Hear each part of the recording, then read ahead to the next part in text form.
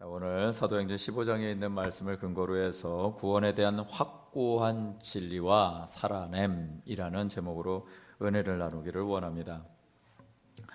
어저께 동계올림픽 좀 보셨습니까? 예, 여러분들 마음 졸이고 보셨는데 그 졸이신 것에 대한 상당한 이 감격과 감사가 있었던 시간이 아니었나 싶습니다. 자, 우리 선수들이 열심히 잘 싸워서 은메달도 따고 금메달도 따고, 예, 저는 보니까 예전에는 막 금메달만 중요한 줄 알았는데요. 생각을 해보니까 아니더라고요. 왜요? 우리나라 국내 대회에서 뭔가 메달만 따도 이건 대단한 일이 아닙니까? 그런데 하물며 전 세계 사람들이, 이 지구촌에 있는 모든 사람들 중에 뽑힌 사람들이 나와가지고 거기에서 메달을 딴다. 이거는 어마어마한 일이죠. 그것이 색깔과 상관없이 이것은 칭찬받아 마땅하고 또 기쁨이 되고 영광이 될 것입니다. 그런데 어저께 이제 우리 이승훈 선수가 얘기하는 것 중에 하나가 무엇이었냐면, 인터뷰 내용 가운데 이런 얘기를 했어요. 같이 고생한 스태프들 너무 고맙고, 그리고 같이 뛴 정재원 선수인가요? 예, 이름은 잘 기억이 안 나네요.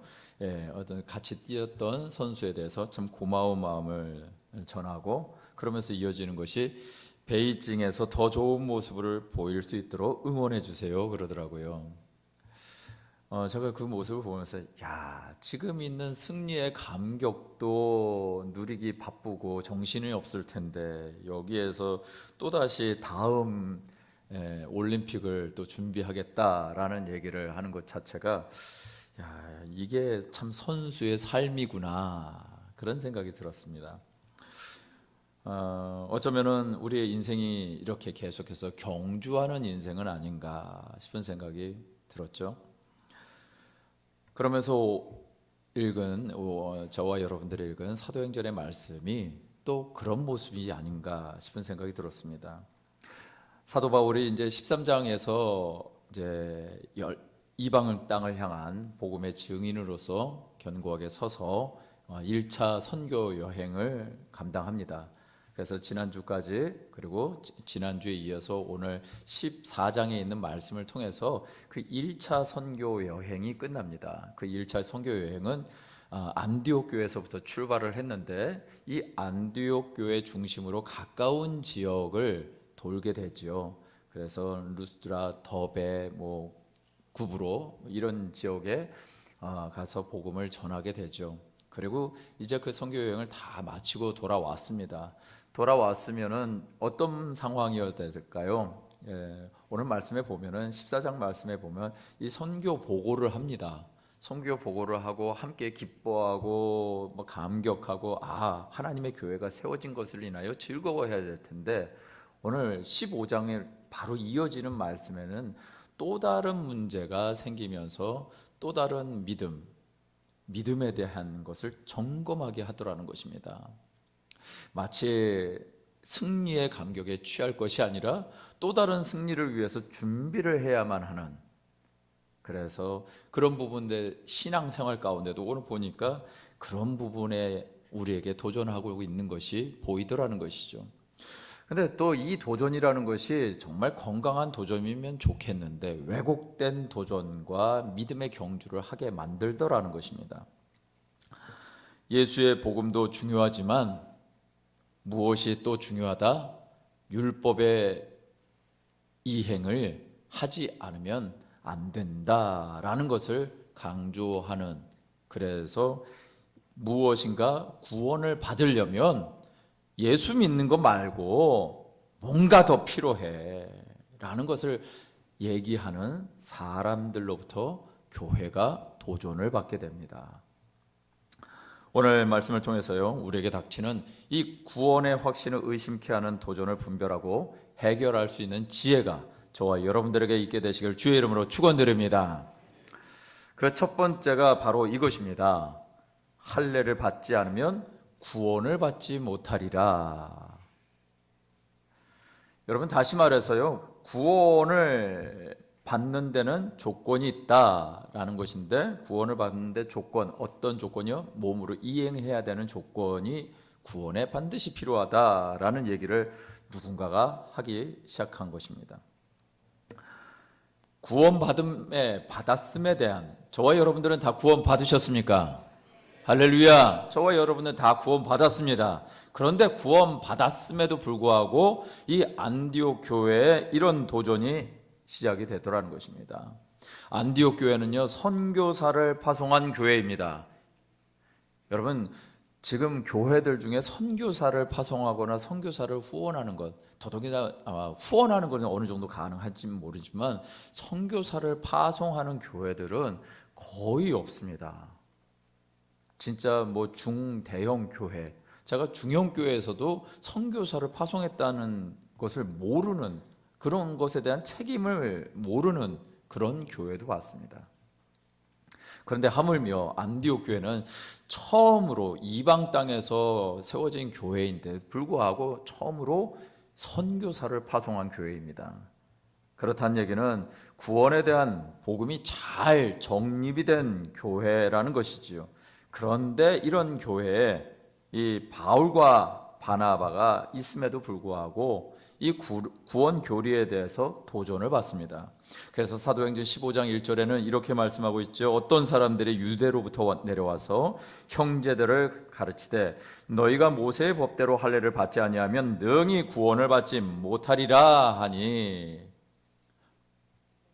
이로 인해서 바나바와 바울 그리고 유대로부터 내려온 자들과 적지 않은 다툼과 변론이 이어지게 됩니다. 이방인들이여 예수 복음으로 말미암아 구원을 받은 일이 일어났습니다.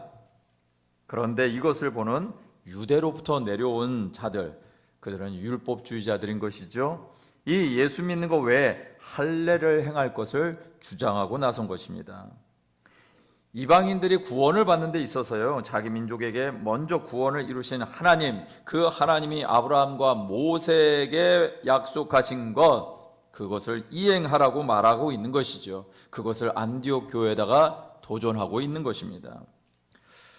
여러분, 이 할례에 대해서 우리가 한번 생각해 볼 것은, 이것은 과거 애굽에서 노예 생활을 하던 이스라엘 백성들을 탈출시킬 때 하나님이 모세를 택하시고 출애굽의 계획을 이행하실 때도 이 할례의 역사가 나타나는 것을 봅니다.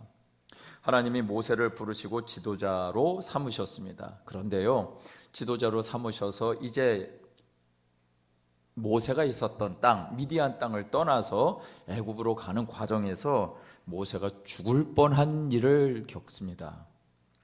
그것도 누가 죽이려고 하는가? 하나님이 모세를 죽이려고 합니다. 출애굽기 4장 24절에 보니까 모세가 길을 가다가 숙소에 있을 때 야훼께서 그를 만나사 그를 죽이려고 하신지라 라고 얘기하고 있어요. 이건 어처구니 없는 일 아니겠습니까? 모세가 하나님께 사명을 받았습니다. 이스라엘 백성들을 구원하는 사명을 받았습니다. 그것을 이제 이루기 위해서 떠나서 가는 길목에서 하나님이 모세를 죽이려고 했다라는 것입니다. 우리의 상식으로는 이해할 수 없는 것이지요. 그런데 그때 모세의 아내가 십보라라고 하는 그 아내가 행동을 하는데, 출애굽기 4장 25절에서 26절 말씀입니다. 이 말씀을 함께 읽어볼까요? 시작. 십보라가 돌칼을 가져다가 그의 아들의 포피를 베어 그의 발에 갖다 대며 이르되 당신은 참으로 내게 피난편이로다 하니 야훼께서 그를 놓아 주시니라. 그때 십보라가 피난편이라 함은 할례 때문이었더라. 보니까 하나님이 모세를 죽이려고 하는데, 그것을 면한 것이 무엇이냐? 이 모세의 아들의 그 할례를 이행을 하게 되는 것입니다. 그것은 누가요? 십보라가. 여러분, 십보라가 바로 즉시 이런 행동을 하지요. 그렇다는 얘기는 이 십보라가 이 할례에 대해서 알았을까요? 몰랐을까요? 알았을 겁니다. 하나님이 모세를 향해서 죽이려고 작정하고 나서실 때 십보라가 바로 이 행동을 한 것을 보면 십보라가 왜 하나님이 이런 일들을 하시는지 알았을 것입니다. 그런데 알았는데 어쩌자고요? 아란 것으로 끝난 거예요.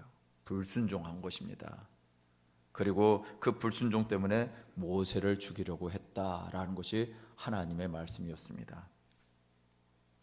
하나님은 이 할례 예식을 이행하느냐 이행하지 않느냐에 따라서 굉장히 심각하게 생각을 하셨던 것 같습니다. 이 할례는요, 모세 때 시작한 것이 아니라 사실은 누구 때 시작을 했냐? 아브라함 때 시작이 된 것입니다. 아브라함이 창세기 17장에서 하나님의 약속을 받는 과정 가운데서 너희 남자는 다 할례를 행하라 라고 말씀하십니다. 그리고 창세기 17장 14절에 보니까 할례를 받지 아니한 남자 곧 그 포피를 베지 아니하는 자는 백성 중에서 끊어지리니 그가 내 언약을 배반하였습니다 라고 말하고 있는 것이죠.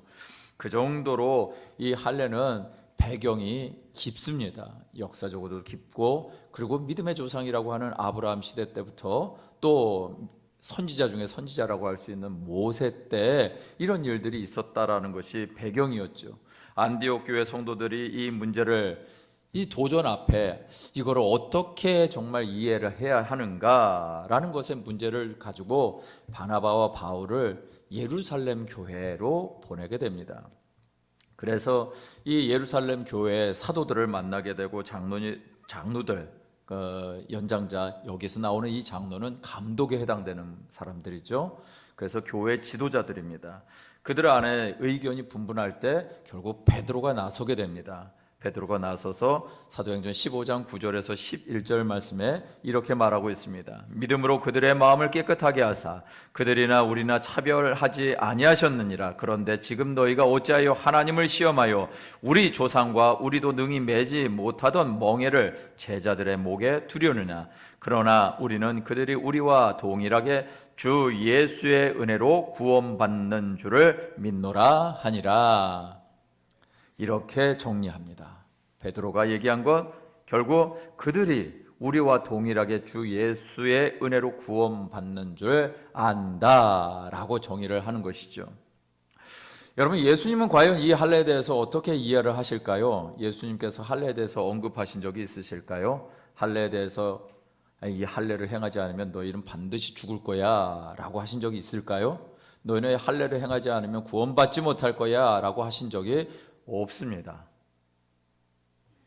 예수님께서 이것을 이렇게 행하시니 이런 말씀을 언급하지 않았던 이유가 있는 것이죠.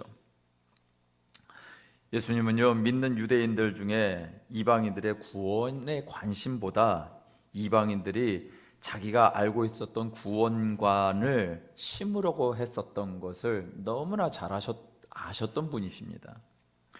이방인들이 이 당시에 유대 율법주의자들이 볼 때 이방인들이 쉽게 구원받는 것 같아 보이는 것입니다. 유대인들이 가지고 있었던 모세 율법에 따른 삶을 살지 않는 이방인들이 구원받는 것이, 이게 시기와 질투로 발전하고 그래서 구원의 확신을 흔들어 버리고 있는 것이죠. 사도 바울이요, 훗날 이 당시 상황을 갈라디아서 2장 4절에서 이렇게 언급하고 있습니다. 함께 읽어볼까요? 시작. 이는 가만히 들어온 거짓 형제들 때문이라. 그들이 가만히 들어온 것은 그리스도 예수 안에서 우리가 가진 자유를 엿보고 우리를 종으로 삼고자 함이로되. 보니까 이 당시에 가만히 들어온 거짓 형제들이 있었다라고 얘기를 하고 있는 것이죠. 그리고 그들이 한 것이 무엇인가? 우리 안에 가진 자유를 엿보고 우리를 종으로 삼고자 했던 것이 이들의 목적이었다라고 얘기하는 것입니다. 그래서 결국은 교회로서의 역할을 못하게 만들고 성도로의 삶, 은혜의 삶을 살지 못하게 만들고 구원이 무엇으로부터 시작되는 것인지를 알지 못하도록 만드는 것이 이들의 목적이었다라는 것입니다. 예수님께서 할례에 대해서 굳이 말씀하지 않은 이유를 사도 바울은 분명히 얘기하고 있습니다. 로마서 2장 28절에서 29절의 말씀인데요, 이 말씀을 함께 읽겠습니다. 시작. 무릇 표면적 유대인이 유대인이 아니요 표면적 육신의 할례가 아니니라. 오직 이면적 유대인이 유대인이며 할례는 마음에 할지니 영에 있고 율법 조문에 있지 아니한 것이라. 그 칭찬이 사람에게서가 아니요 다만 하나님에게서니라 라고 말하고 있는 것입니다. 여러분, 할례를 어디에다 하라고요? 이제는 육체에다가 하지 말고 마음에 하라고. 할례를 행한 것 때문에 율법주의자가 돼서 하나님의 구원을 막는 자가 되지 말고 마음의 할례를 해서 은혜에 동참하고 구원에 동참하라고 말하고 있는 것이죠. 우리의 구원을 흔드는 도전은 우리의 삶 가운데 계속해서 될 것입니다. 그래서 자신의 구원관을 우리는 지켜야 되고요, 또 확실하게 답변할 수 있는 지혜와 진리, 그리고 예수 그리스도의 인격이 우리 안에 있는 것을 확인해야 할 줄 믿습니다. 에베소서 1장 10절에서 14절 말씀 가운데 보니까 하늘에 있는 것이나 땅에 있는 것이 다 그리스도 안에서 통일되게 하려 하심이라. 모든 일을 그의 뜻에 결정대로 일하시는 이의 계획을 따라 우리가 예정을 입어 그 안에서 기업이 되었으니. 여기서부터 다 함께 읽겠습니다. 시작. 이는 우리가 그리스도 안에서 전부터 바라던 그의 영광의 찬송이 되게 하려 하심이라. 그 안에서 너희도 진리의 말씀 곧 너희의 구원의 복음을 듣고 그 안에서 또한 믿어 약속의 성령으로 인치심을 받았으니 이는 우리의 기업의 보증이 되사 그 얻으신 것을 속량하시고 그의 영광을 찬송하게 하려 하심이라. 할렐루야. 이런 은혜가 저와 여러분들에게 있게 되시 주님의 이름으로 축원드립니다. 오늘 저와 여러분들이 기도하는 것 가운데 이 세대가 악하고 음란하다라고 해서 우리가 기도했습니다. 미투 운동이 지금 계속해서 확산되고 있죠. 상처받은 여성분들이 자신의 고통을 드러내고 있습니다. 법조계에서 시작됐던 것이 문학계에서, 또 연극계에서, 연예계에서, 어제는 어저께 뉴스에 보니까 또 종교계에서 나왔어요. 그 종교계에선 기독교 교회는 단골이고요. 근데 어저께 나왔던 것은 또 충격적인 사건은, 혹시 울지마 톤지라고 아십니까? 이태석 그 신부인가요? 그분의 삶을 다큐멘터리로 한 영화였습니다. 그런데 거기에 나왔던 그 주인공 말고 그분은 암으로 돌아가셨죠. 남수단에서, 수단 지역에서, 아프리카에서 사역을 하시다가 하나님 불러 가셨죠. 그런데 그 아름다운 사역 그 배경에 또 함께 동역했던 어떤 분이 있었는데, 그분이 또 이런 일들에 연루가 되었습니다. 내가 어떤 일을 하느냐가 구원의 보장이 되어지는 것이 아니라는 것입니다. 내가 어떤 일을 하는 사람이냐라는 것이 구원의 보장이다, 아니다 라고 얘기를 하는 것입니다. 구원의 확신을 가지고 살아가는 자들은요, 할례가 보증하는 것이 아니라는 것입니다. 살아계신 하나님의 역사가 드러나는 삶으로 보증하는 것이지요. 그래서 구원의 보증이 예수 복음을 잘 간수해야 할 줄 믿습니다. 저와 여러분들의 구원의 보증은 무엇이라고요? 예수 그리스도의 복음입니다. 할렐루야. 갈라디아서 2장 5절 말씀에 보니까 그들에게 우리가 한시도 복종하지 아니하였으니, 누구에게 복종하지 않았다는 거예요? 거짓으로 다가온 자들, 거짓된 복음을 가지고 온 자들에게 한시도 복종하지 않았다. 왜? 이는 복음의 진리가 항상 너희 가운데 있게 하려 함이다.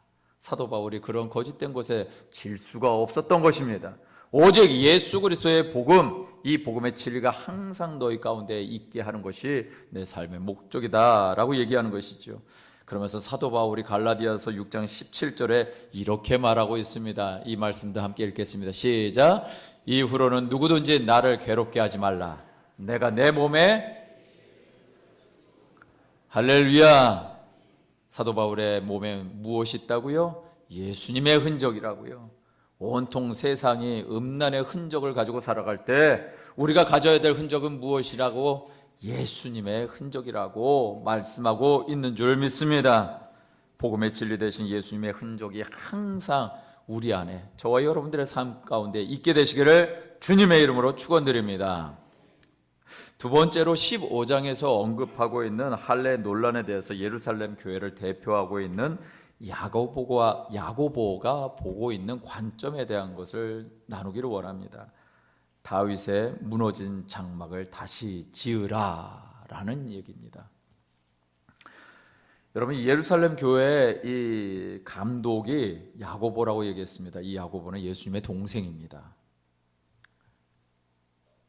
근데 이 야고보가 이 예루살렘 교회에 있으면서 이제 사도 바울과 바나바 그리고 베드로와 함께 있으면서 또 많은 사람들의 그런 어떤 논란 가운데 있었던 주제, 할례 문제를 가지고 정리를 하기를 이렇게 얘기하고 있는 것이죠. 사도행전 15장 13절에서 18절까지의 말씀인데요. 이 말을 마치면 야고보가 대답하여 이르되 형제들아 내 말을 들으라. 하나님이 처음으로 이방인 중에서 자기 이름을 위할 백성을 취하시려고 그들을 돌보신 것을 시므온이 말하였으니 베드로입니다. 선지자들의 말씀이 이와 일치하도다. 기록된 바 이후에 내가 돌아와서 다윗의 무너진 장막을 다시 지으며 또 그 허물어진 것을 다시 지어 일으키리니 이는 그 남은 사람들과 내 이름으로 일컬음을 받는 모든 이방인들로 주를 찾게 하려 함이라 하셨으니 즉 예로부터 이것을 알게 하시는 주의 말씀이라 함과 같으니라. 야고보 감독이요, 베드로의 얘기가 선지자의 말과 일치하다라고 얘기를 합니다. 그러면서 이어지는 것이 무엇이냐? 다윗의 무너진 장막을 다시 지으며 그 허물어진 것을 다시 일으키리라 라고 선포하고 있는 것이죠. 여러분, 영국에 가면은 유명한 사원이 하나 있습니다. 웨스터민스터 사원이라는 곳입니다. 그래서 많은 관광객들이 몰리는 곳이기도 하지요. 그런데 여기에 어떤 관광객이 방문해서 유명한 일화를 남겼다고 합니다. 그것은 무엇이냐면 이 가이드 해주시는 분이 있는데 가이드 해주시는 분이 그 사원에 대한 역사적인 내력을 아주 유창하게 잘 얘기하는 것이죠. 그 사원에 또 다양한 많은 사람들의 무덤이 있었습니다. 그 무덤에는 신앙의 영웅들이 많이 있었던 것이죠. 그래서 그 사람들의 한 사람 한 사람 소개하면서 이 교회는 바로 이런 교회입니다 라고 얘기를 한 것입니다. 그리고 이 교회가 어떤 프로그램이 운영되고 있는지 아주 화려한 언변으로 얘기를 했던 것 같습니다. 그리고 나서 이 설명이 끝나고 나가서 이 가이드 하시는 분이, 안내원이 이제 함께 했었던, 듣던 따라다니는 사람들에게 질문을 했습니다. 혹시 질문이 있으십니까? 라고 했는데 미국에서 오시는 한 여성도가 얘기를 듣다가 이런 질문을 했습니다. 선생님께서 이 웨스터민스터 사원에 관한 여러 가지 내용과 내력에 관해서 훌륭한 설명을 해주셔서 감사합니다. 그런데 한 가지 질문이 있는데요. 최근에 이 사원을 통해서 구원받은 사람이 몇 명입니까? 라고 물어봤던 거예요. 이 얘기를 들은 가이드가 그렇게 유창하게 잘 설명했는데 이 질문에는 할 말이 없더라는 것입니다.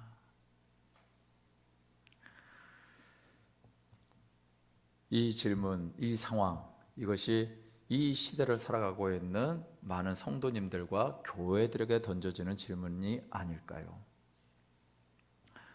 지금 이 시대는 어쩌면 다윗의 무너진 장막 같은 교회와 무너진 장막 같은 성도의 삶을 살아가는 것으로 가득 채워진 것은 혹시 아닐까라는 것입니다.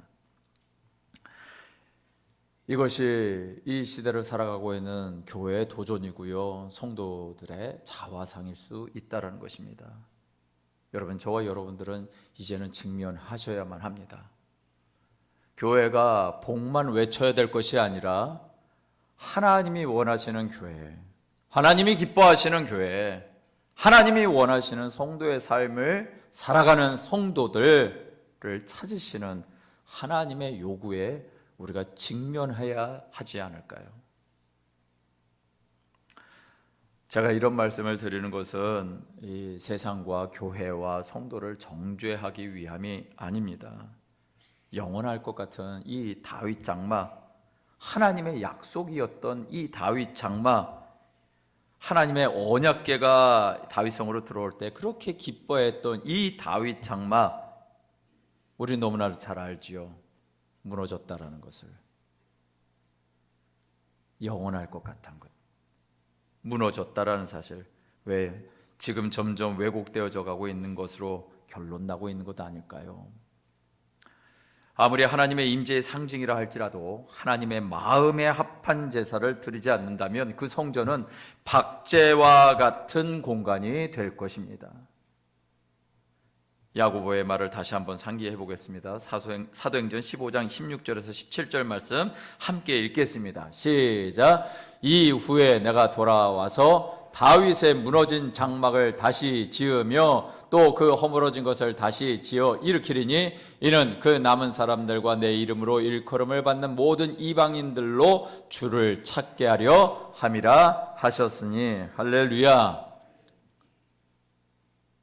내가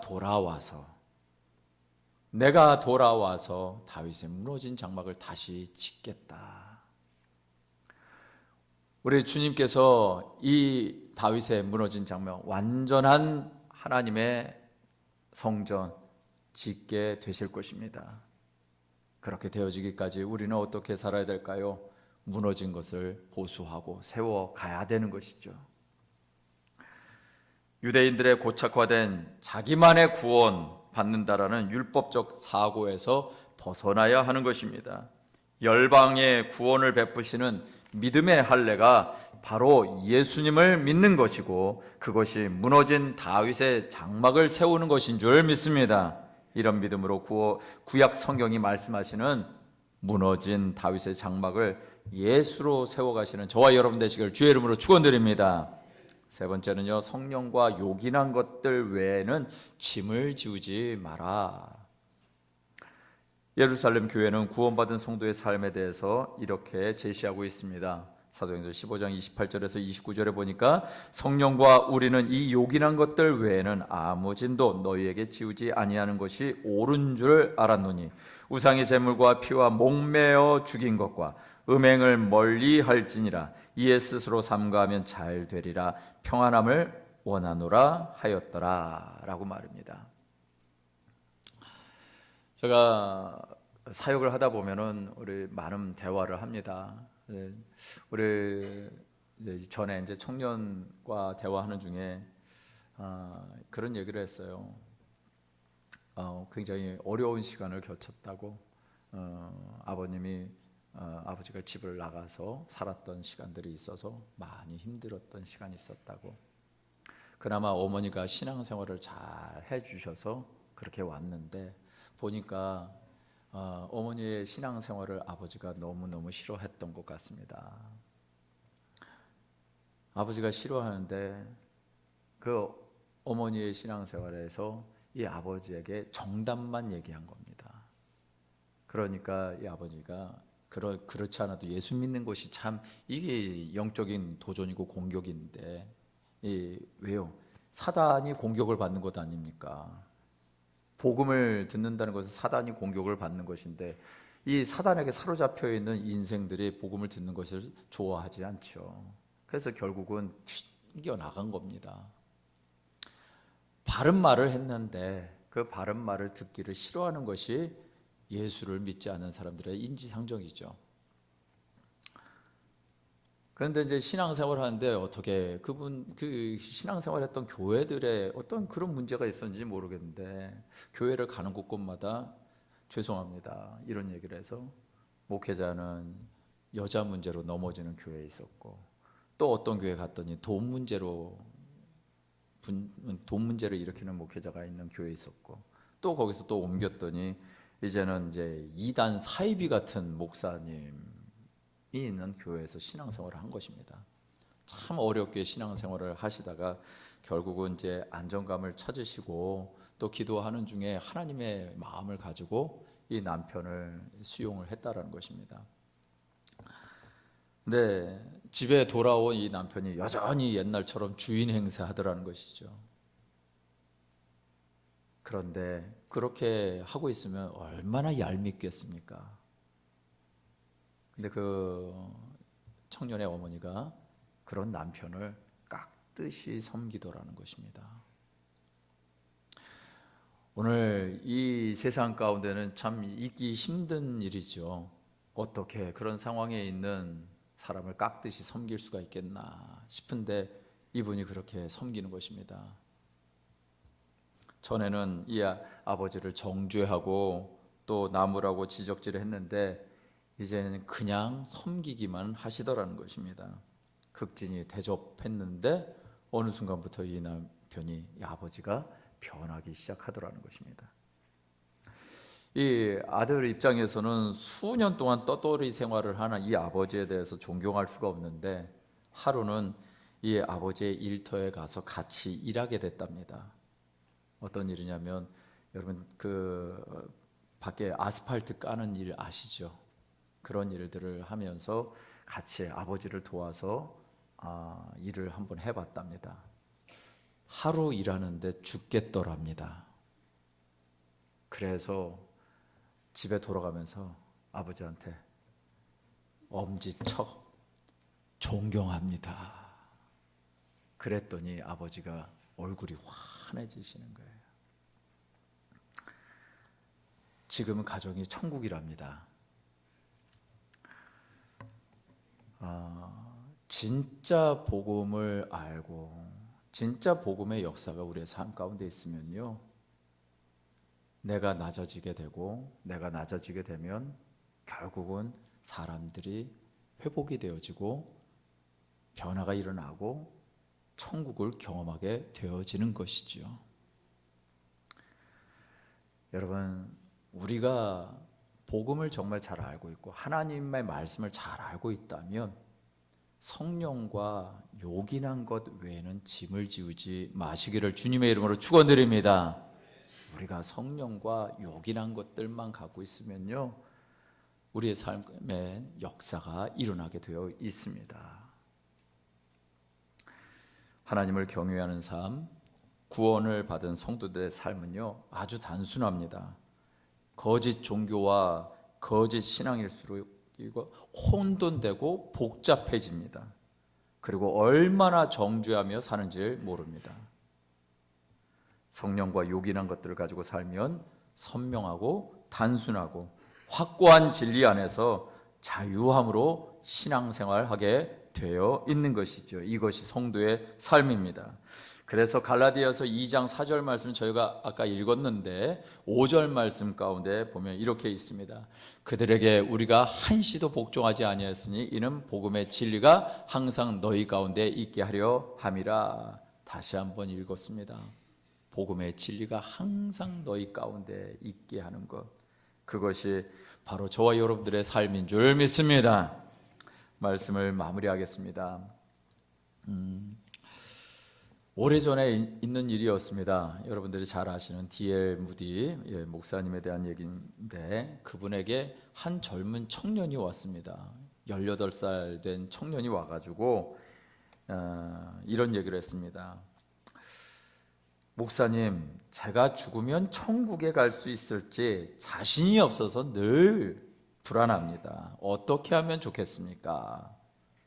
라고 했더니 이 무디 목사님이 요한복음 5장 24절 말씀을 읽어보라고 했습니다. 우리도 함께 한번 읽어볼까요? 시작. 내가 진실로 진실로 너희에게 이르노니 내 말을 듣고 또 나 보내신 이를 믿는 자는 영생을 얻었고 심판에 이르지 아니하나니 사망에서 생명으로 옮겨졌느니라. 할렐루야. 이 말씀을 가지고 이 청년에게 제시했습니다. 여러분, 이 말씀을 잘 보시면 내 말을 듣고 나 보내신 이를 믿는 자는 어떻게 된다고요? 영생을 얻었다라고 얘기합니다. 여기서 할례를 행하라 라는 얘기 있어요, 없어요? 없습니다. 예수님이 말씀하신 것입니다. 조건이 없습니다. 내 말을 듣고 나 보내신 이를 믿는 자는 영생에 이를 것이다. 심판에 이르지 아니할 것이고 사망에서 생명으로 옮겨질 것이다 라고 말을 하고 있는 것이죠.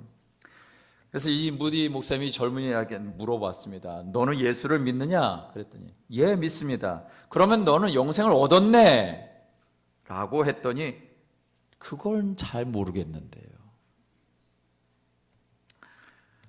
무디 목사님이 다시 읽어봐, 다시 읽어봐. 그러고 나서 또 묻습니다. 너는 믿느냐? 그랬더니 예, 제가 믿는다고 했잖아요.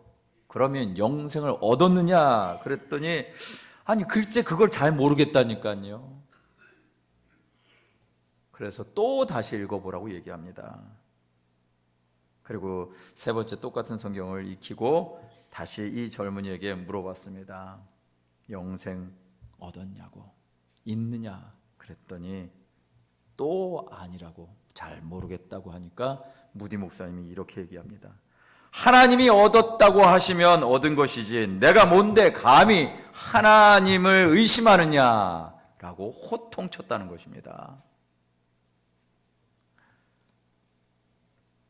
이 책망에 이 청년이 정신을 차렸습니다. 내가 믿는 것은 틀림없잖아. 그럼 내가 믿었으니까 영생이 있는 거잖아 라고 스스로 생각하면서 그때부터 이 구원의 도리를 깨닫고 누리기 시작합니다. 그러고 나서 이 청년이 나중에 무디 목사님의 후임 목사가 됩니다. 이분이 이 한국 땅에도 밟고 한국 땅에서도 복음을 증거한 적이 있습니다. 근데 이분이 평생 복음을 증거한 것이 무엇이냐면 제목이 이것입니다. 믿는 자는 영생을 얻었고 라고 말입니다. 구원의 확신을 흔드는 일들이 우리의 삶 가운데 많이 있습니다. 구원을 위해서 뭔가 해야 한다는 강박이 있다면 우리는 다시 복음으로 돌아가야 됩니다. 예수 그리스도를 돌아가야 됩니다. 강박적인 일이 아니라 관계적인 일을 하고 있는 것이 하나님의 구원의 역사인 것입니다. 할렐루야. 강박적인 일이 아니라 관계적인 일을 하는 것이 하나님의 구원의 역사의 증거입니다. 요한일서 5장 11절에서 12절 말씀 함께 읽겠습니다. 시작. 또 증거는 이것이니 하나님이 우리에게 영생을 주신 것과 이 생명이 그의 아들 안에 있는 그것이니라. 아들이 있는 자에게는, 하나님의 아들이 없는 자에게는, 할렐루야, 아들이 있는 삶을 사시는 저와 여러분 되시기를 주님의 이름으로 축원드립니다. 이 시간 우리 한번 기도하시면서 찬양하시면서 기도하실 때 여러분, 우리의 삶 가운데 자꾸 나약해지는 이유가 뭘까요? 나약해지는 이유, 구원의 확신은 없고 왜 나는 이렇게 초라하고 쪼그러진 삶을 살아가는 걸까라는 의문이 들고, 나는 왜 이렇게 이 죄악의 유혹에 넘어져서 이렇게 죄 허덕이면서 살아가는가? 벗어나고 싶은데 벗어나지도 못하고 살아가는 이 인생을 붙잡아 줄 수 있는 유일한 것은 하나님의 아들이 내 안에 있는 것밖에 없습니다. 할렐루야. 그 믿음을 가지고 우리 찬양합니다. 나 약해 있을 때도, 나 약해 있을 때에도 주님은 함께 계시고,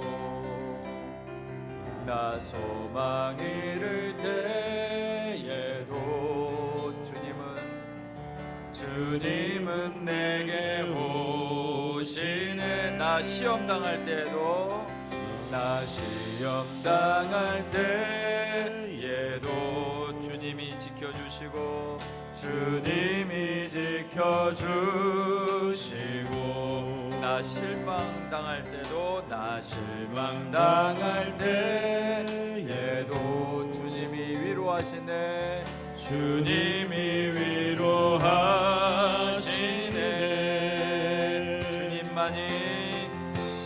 주님만이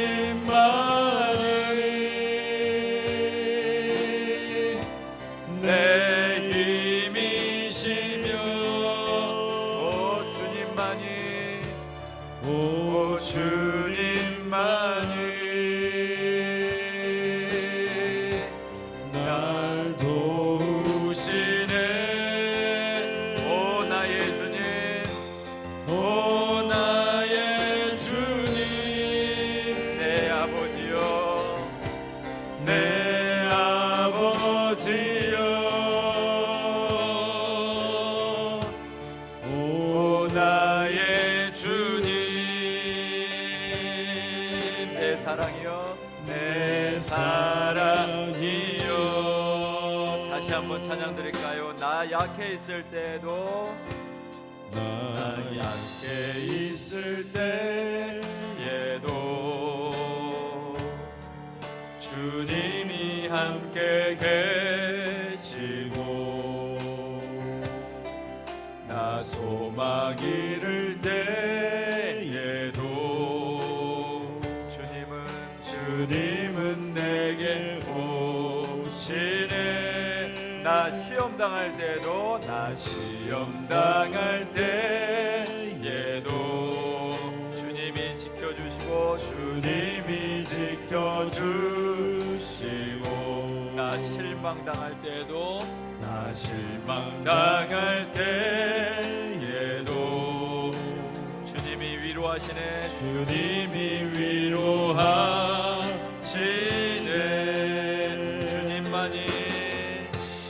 주님만이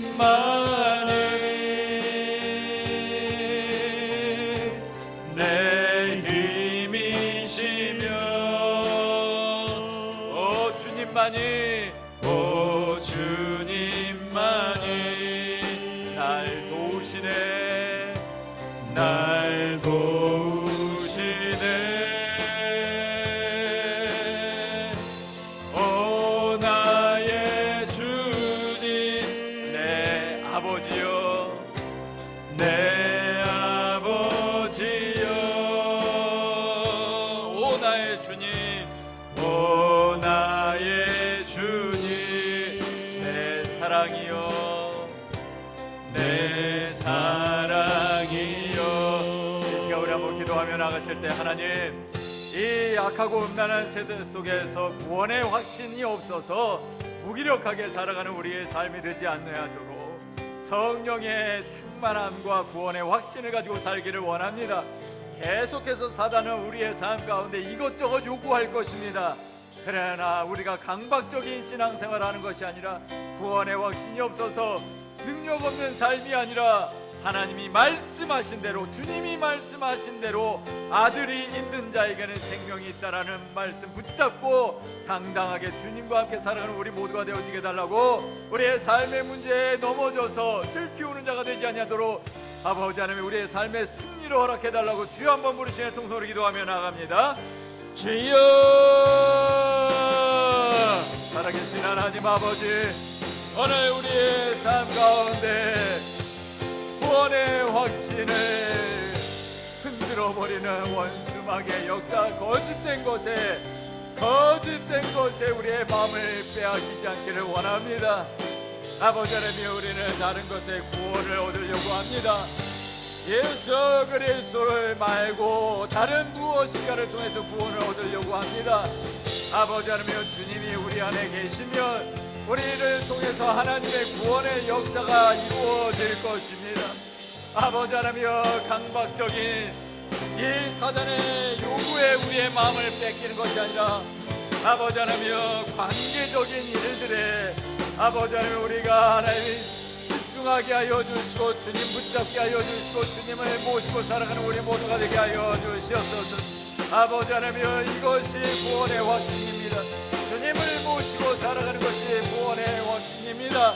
아버지 하나님, 주의 말씀, 하나님이 말씀하시는 것대로 살아가는 것이 우리에게 있어서 진정한 구원의 확신이요, 또 하나님 믿음을 가지고 나아가는 것입니다. 아버지 하나님, 엉뚱한 것에 우리의 마음을 빼앗기지 말게 하여 주시고, 아버지 하나님, 하나님이 말씀하신 이 복음의 진리, 단순 명료한 복음의 진리, 예수 그리스도를 붙잡고 살아가는 우리 모두가 되게 도와주시옵소서. 아버지 하나님, 그러므로 말미암아 우리의 삶에 무너진 것을 세우기를 원합니다. 무너진 다윗 성, 하나님의 장막, 아버지 하나님, 이것이 우리의 마음 가운데 온전히 아버지 하나님 세워나가기 원하고, 하나님의 무너진 장막을 우리의 삶의 자리에서도 세워나가기를 원합니다. 주여, 우리에게 은혜를 더해 주시옵소서. 아버지 하나님, 무너진 다윗 장막을 세우는 우리 모두가 되어주기를 간절히 원합니다. 예수 그리스도께서 함께 하시는 장막, 예수 그리스도께서 하나님여 기념되어지고 기억되어지고 예수님이 주인 되어지는 삶을 살아가는 진정한 다윗의 장막이 우리 교회와 우리 성도님들 통해서 회복이 되게 역사해 주시옵소서. 하나님 은혜를 더해 주시옵소서. 아버지 하나님, 안 되어지는 삶의 자리에 무너져서 주저앉아 슬피 우는 자가 되지 말게 하여 주시옵시고, 아버지 하나님의 문제를 알고 하나님 앞에 도움을 구하며 나가는 아버지 하나님의 기도의 용사들이 될 수 있도록 역사하여 주시옵소서. 우리 교회와 우리 성도님들을 축복하여 주시고 행하시는 하나님, 아버지 하나님 일하시는 하나님, 지금도 살아 역사하시는 하나님 붙잡고 살아가는 우리 모든 성도님들에게 은혜를 베풀어 주시옵소서. 함께 하신 하나님 앞에 감사드리고 살아계신 예수님의 이름으로 기도합니다.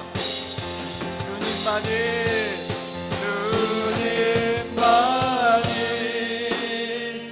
내 힘이시며 내 힘이시며 오 주님만이 오 주님만이 날 도우시네, 날 도우시네. 오 나의 주님, 오 나의 주님, 내 아버지여, 내 아버지여. 오 나의 주님, 오 나의 주님, 내 사랑이여,